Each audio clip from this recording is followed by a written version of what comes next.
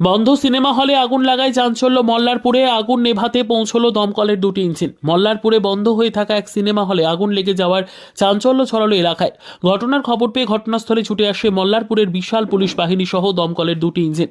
তবে কিভাবেই বা এই অগ্নিসংযোগ হলো বা কিভাবে ক্ষণিকের মধ্যে আগুন ছড়িয়ে পড়লো সে বিষয়ে তদন্ত শুরু করেছে মল্লারপুর থানার পুলিশ। জানা যায় বেশ কয়েক বছর থেকে মল্লারপুরের বুকে বন্ধ হয়েছিল এই সিনেমা হলটি। আর বন্ধ সিনেমা হলেই ছড়িয়ে ছিটিয়ে পড়েছিল সিনেমা হলের কাঠের চেয়ার বেঞ্চ, আর তাতেই আগুন লেগে ক্ষণিকের মধ্যে ছড়িয়ে পড়ে গোটা সিনেমা হলে। ঘটনার খবর পেয়ে তড়িঘড়ি ছুটে আসে মল্লারপুরের বিশাল পুলিশ বাহিনী। স্থানীয় সূত্রে জানা যায় রবিবার আনুমানিক 1:45 নাগাদ এই আগুন লাগার ঘটনা ঘটে। আর তার কিছুক্ষণের মধ্যেই ঘটনাস্থলে ছুটে আসে দমকলের দুটি ইঞ্জিন। তা কিভাবে লাগলো? আমি নেতাজি মোড়ে দাঁড়িয়েছিলাম 12:50 নাগাদ। চিৎকার চেঁচামেচি হচ্ছে যে আগুন লেগেছে ধরে এলাম নিচে সিনেমা হলে আগুন লেগেছে, উপরে সব কিছু পুড়ে গিয়েছে। হ্যাঁ, উপরে তখন আগুন জ্বলছে। কিভাবে লাগলো? বলা যাচ্ছে না কখন লেগেছে তাও বলতে পারা যাচ্ছে না। 10 মিনিটের কাজ হলে পরে বুঝতে পারা যেত। এটা মনে অনেকক্ষণ ধরে চলছিল, বুঝতে পারা যায় না।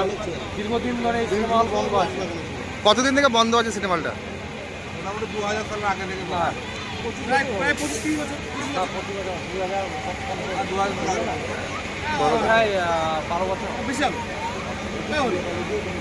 কি ছিল এখন? এখন আপাতত এটা কি পরিত্যক্ত অবস্থায় পড়েছিল না কিছু? হ্যাঁ, পরিত্যক্ত অবস্থায় পড়েছিল। আর এখানে অনেক ব্যবসাদার আছে, কাঠ ফাট এগুলো রাখতো।